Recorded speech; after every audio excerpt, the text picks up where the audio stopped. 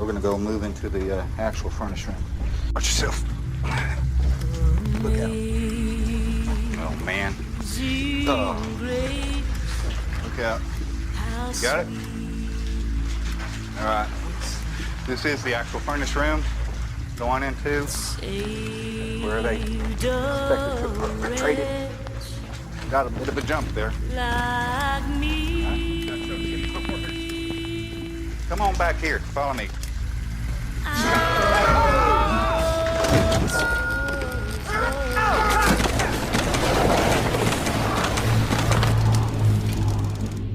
The crime scene was not properly secured by Travis County Police. 2 investigating officers were fatally wounded that day. This is the only known image of Thomas Hewitt, the man they call Leatherface. The case today still remains open.